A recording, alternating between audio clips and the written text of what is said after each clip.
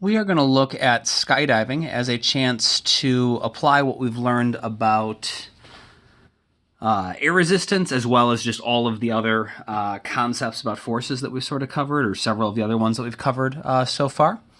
And also to introduce something called terminal velocity, which comes up in situations other than skydiving. So let's think about the motion of a skydiver at different points during the dive. And so the very, very first point at the, other than I guess standing inside the plane, is the moment the skydiver has stepped out of the plane, but before they've actually started to fall. So just that instant right after they've left the plane before they've started to fall. So this is going to be the instant that they leave the plane. And so, we can imagine our skydiver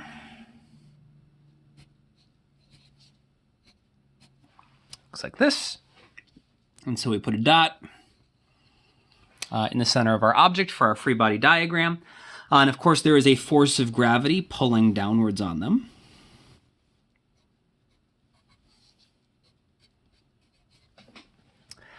And the question is, do we need to worry about air resistance? And since it's the instant that they just left the plane, that means that their velocity is going to be 0. And so we don't even need to worry about, are they going fast enough for air resistance to matter? Their velocity is 0, which means the air resistance is going to be 0. So there's no air resistance, just the force of gravity, and so this is it. This is our entire free body diagram. And so we're going to have our net force is equal to the force of gravity, which is, of course, equal to mg, which means that their acceleration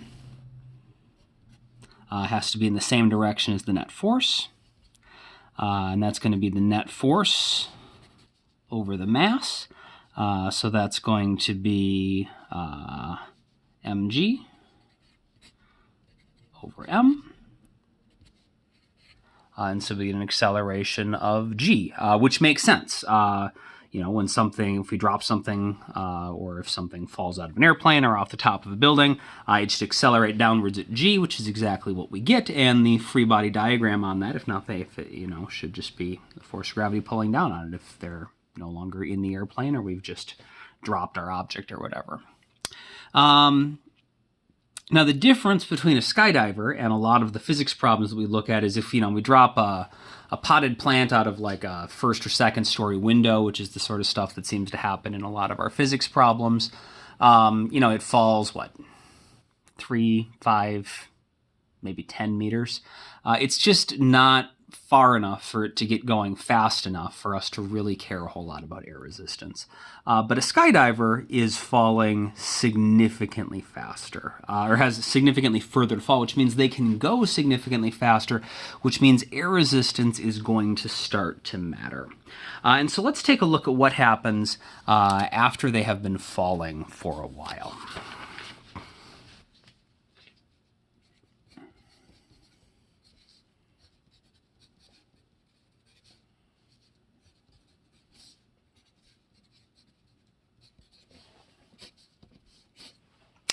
All right, so same dot for our skydiver, and the force of gravity should still be the exact same size. Remember, the force of gravity is equal to mg, and so that should not have changed. But if they've been falling for a while, this means that now they have a velocity going downwards. And if their velocity is large enough, if they're falling fast enough, because they've been falling for a long enough period of time, air resistance is going to start to matter. And so in this case, maybe we have some air resistance that looks like this. So we've got a force of air resistance, or a drag force. In this case now, our net force is going to be smaller than Fg.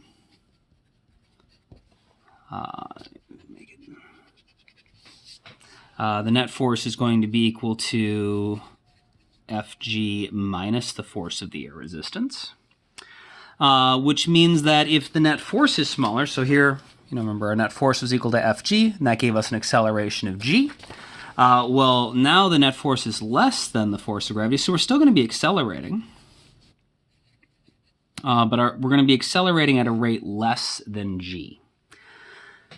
And so we are still speeding up, but not speeding up as quickly as before.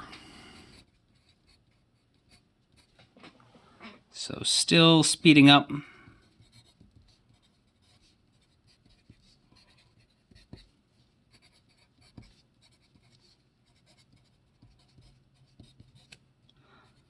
But not as quickly as before. So our acceleration has decreased, but we are still getting faster. This is like if at the beginning, you can imagine like driving your car. This is you start driving and you press the gas pedal and you have the gas pedal down all the way. You are accelerating as fast as you can. And then here, you let up on the gas pedal a little bit. So the car is continuing to get faster and faster and faster, but because you're not pressing as hard on the gas, it's not getting faster quite as quickly as it was before. And so that's what we see here. We're still speeding up, we're still accelerating, we're still getting faster and faster and faster, but the rate we're accelerating at, the rate our speed is changing at, is not as high as it was previously. All right, so then the next thing that happens is that as we fall faster and faster and faster, our speed is going to get bigger and bigger and bigger, which means that the force of air resistance is going to get larger and larger and larger. So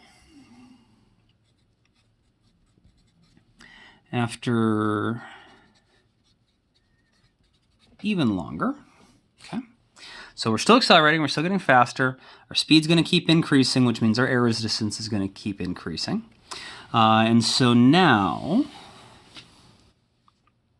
same skydiver, same force of gravity, that hasn't changed, because it's still equal to mg. I'm not going to keep writing equals mg, but the force of gravity is still equal to mg, so it still stays the same size.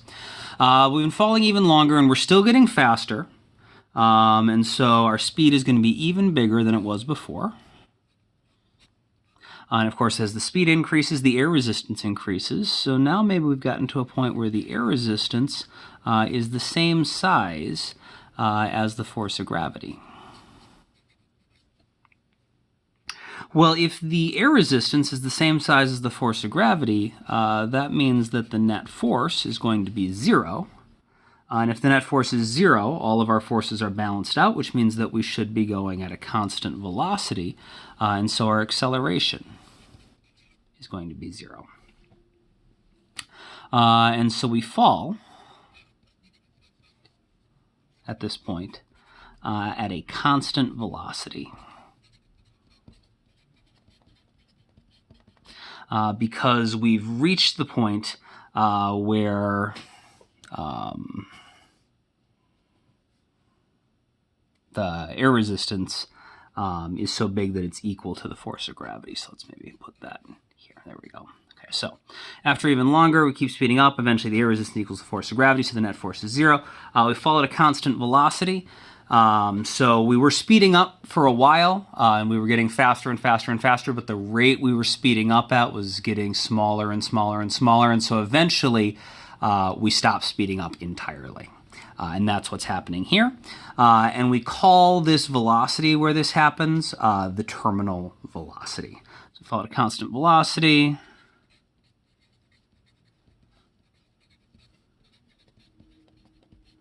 And we'll do a little deeper discussion on terminal velocity later.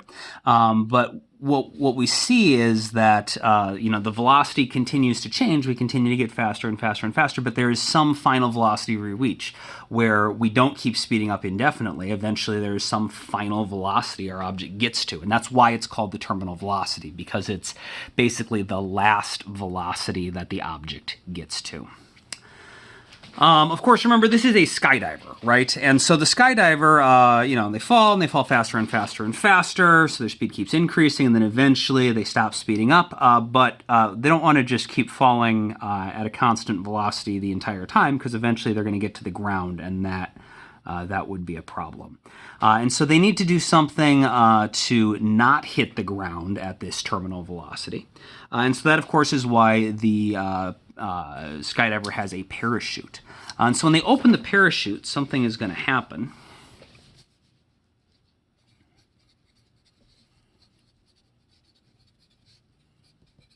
When you open your parachute, that is going to increase the surface area.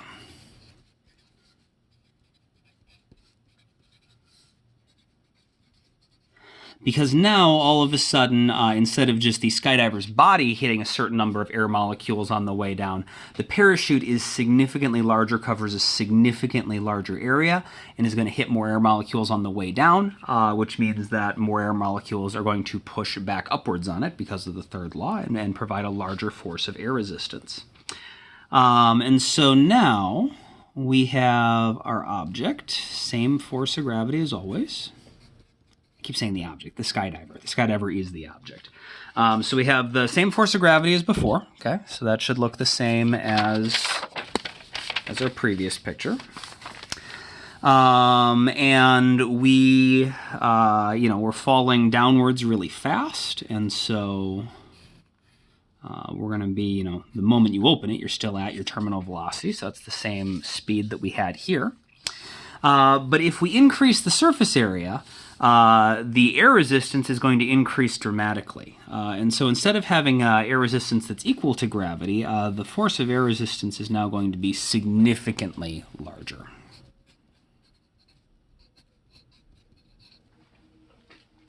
And if the force from the air resistance is bigger than the force of gravity, that means that now our net force is going to be upwards. Of course, that'll just be the force of the air resistance minus the force of gravity. And so if your net force is upwards, your acceleration is going to be upwards. And remember, if you accelerate in the opposite direction you are moving, that is going to cause you to slow down.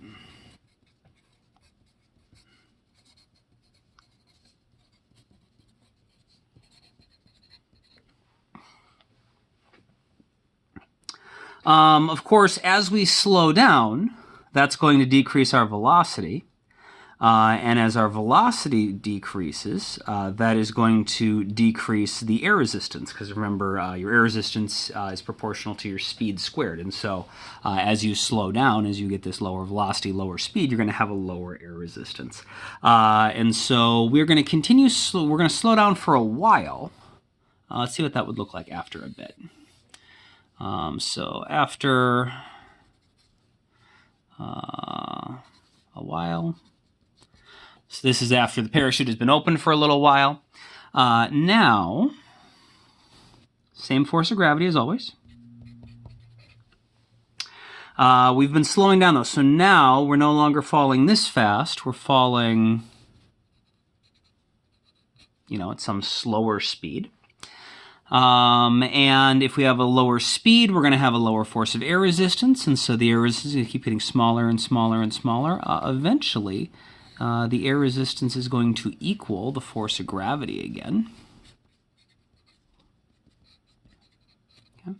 So as long as the air resistance is bigger than gravity, our net force is going to be up, which means we're going to be accelerating upwards while we are falling downwards, so we're going to slow down.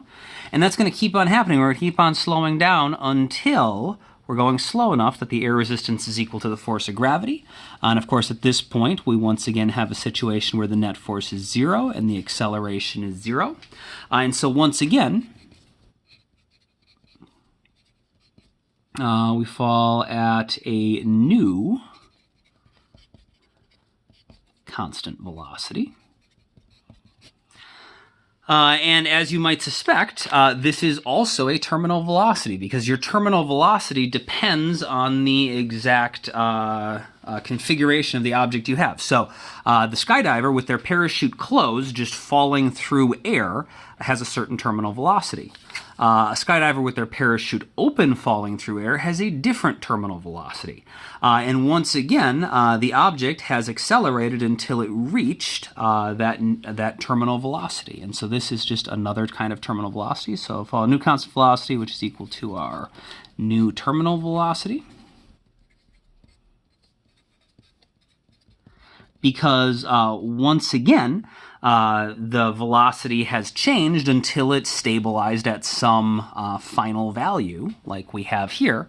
It's why we call it the terminal velocity. And so a terminal velocity could be something you are speeding up or slowing down to reach. Here, we were getting faster and faster and faster until we reached a point where we were going so fast the air resistance prevented us from speeding up anymore, and so we sped up to a terminal velocity. Here, we were going too fast, and so we slowed down until we reached our new terminal velocity. And then now, since we have a significantly lower descent speed, this is hopefully safe for the skydiver to reach the ground at, and they'll be able to land safely without, breaking their legs or something worse. All right, so let's just formally define what exactly is going on with terminal velocity here.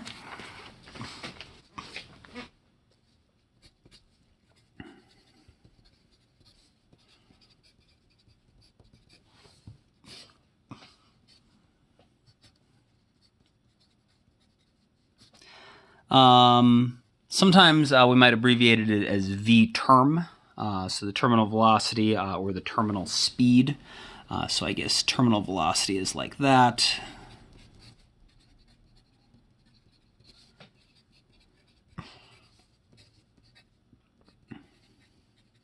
Terminal speed is like that. Of course, these mean something very, very similar.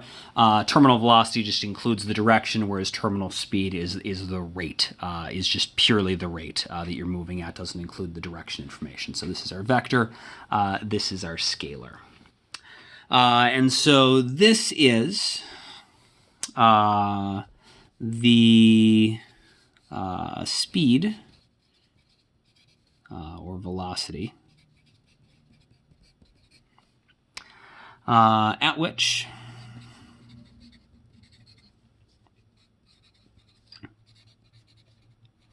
the drag force on an object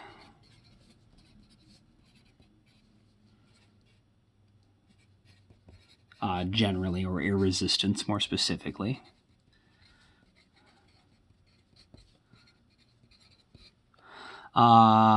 is equal to all of the other forces that would normally be, trying to make the object speed up. So this is the speed at which the drag force on an object is equal to the force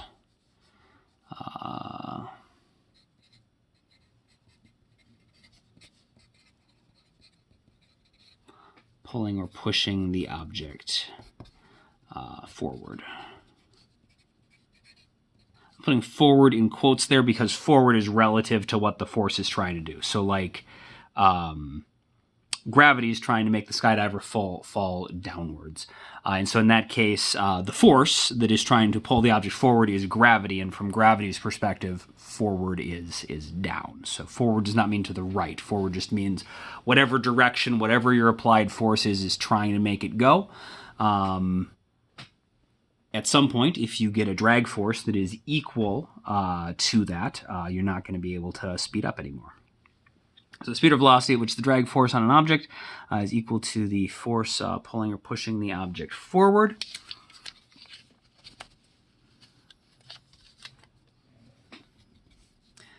At this point, F net is 0, and the object will move at a constant either speed or velocity, depending on which way you're thinking about it.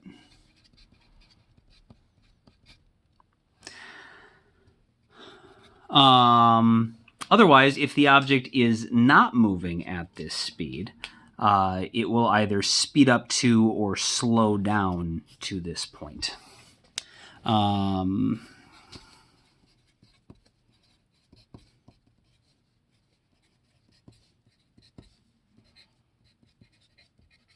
So if the object is not at the terminal velocity, but that would imply that you've still got some sort of force, pushing or pulling it forward. So if the object's not at the terminal velocity, there's two ways that can happen. Either the applied force, the force that is pulling it forward, is bigger than the drag. So if you're not at your terminal speed because you are going slower, that would mean that the air resistance or the drag is smaller than those forward forces, and so the object is going to have an unbalanced force in the forward direction, and it's going to get faster. And that's what we saw happening at first with our skydiver, where the skydiver was speeding up until it reached terminal velocity. But of course, the other way it could not be at terminal velocity is if it's going too fast. And if it's going too fast, now the drag or the air resistance is going to be bigger, and so you're going to have an unbalanced force going backwards in the opposite direction of your motion that's going to slow it down. And so if the object is not at your terminal speed, it will either speed up or slow down. So, accelerate until it is.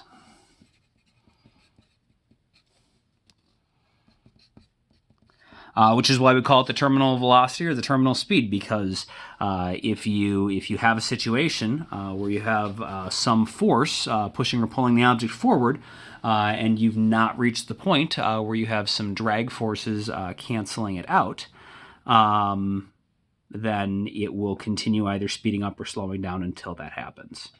I guess maybe one thing we should do to clean this definition up. So the speed or velocity, which the drag force is equal to the just right here, equal to the net force pulling or pushing the object forward. I guess that's weird. Not net. Total? Let me draw a picture of what I'm trying to get at here. Is equal to the total force pushing the object forward. And so just as an example, you do not need to draw this, just to understand why I sort of added that little statement in there. You might have multiple forces acting on an object. And so say we have, like this would happen in the, if you had like a really long gun barrel or something. You could have a situation where you have, an object being propelled forward. So we have some sort of large applied force from the explosion and the gunpowder and stuff. But of course, if the bullet is also touching the sides of the barrel, which is often the case, then you might have some friction going backwards, right? And so you're going to reach your terminal velocity when the drag force is able to cancel out the total of what these two are doing. And so we don't have a name for this sub-net force, right? But the